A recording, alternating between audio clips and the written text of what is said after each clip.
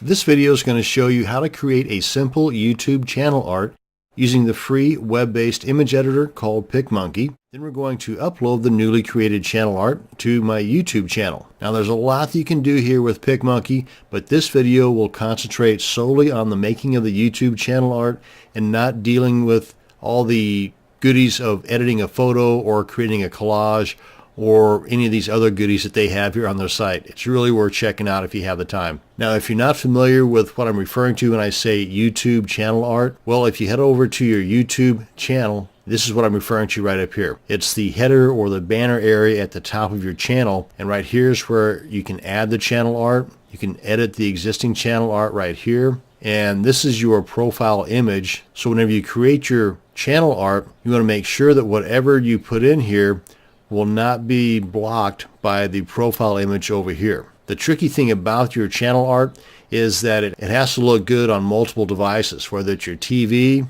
your mobile device, or your desktop. And if you click on the little edit button here, go to edit channel art, you can see down here that the recommended channel art size is huge. Well, it doesn't say huge, it says 2560 by 1440, but that's huge. And that doesn't make it that easy to create on a lot of image editors. So let's head on back over to PicMonkey, and I'm going to go ahead and grab my background image and drop it right over in here in the edit photo option. And the first thing I'm going to do is crop it to the proper size, which again is 2560 by 1440. So let's go ahead and do that. I'm going to move this around so I can get some of those yellow lines up at the top there. Adjust the size.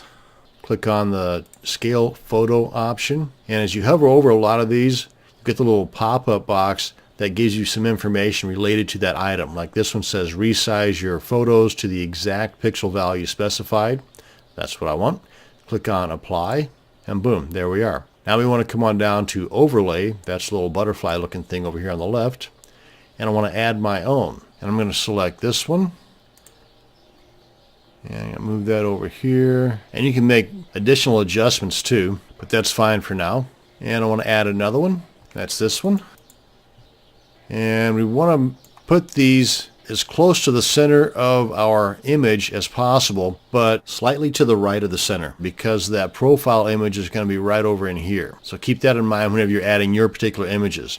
Your images may be larger, may take up more space, but you'll see here in a second after I complete this the reason why I'm using these smaller icon style images. And I want to put a banner in between, and that's going to be down here a little bit further. Got elements, scrapbooky, here we go, banners, engraved banners. Let's go with this one here.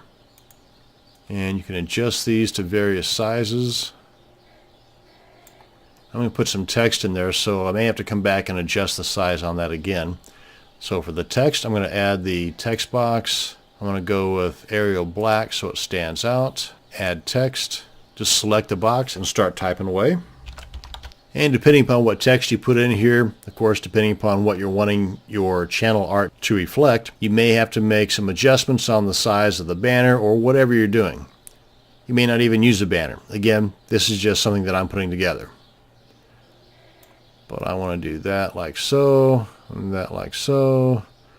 I'm going to move this a little bit over to the right of center. I'm going to move everything else just a tad bit to the right. That looks fine just the way it is. And let's get our text.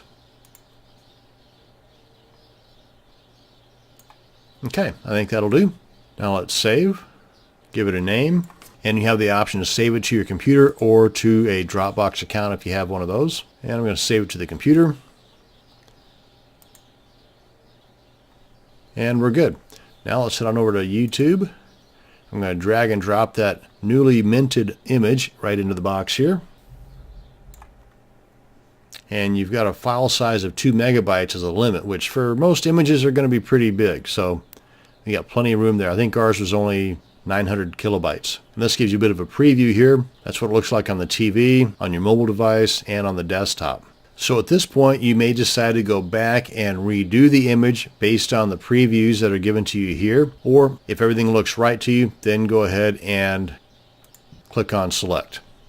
And you see it's saving it, and there it is. Now, had I moved it a little bit further to the left, then a little bit of it would have been blocked by the profile image here. And that's going to bring us to the end of this video on using PicMonkey to create your YouTube channel art. Thanks for watching, and you have a great day.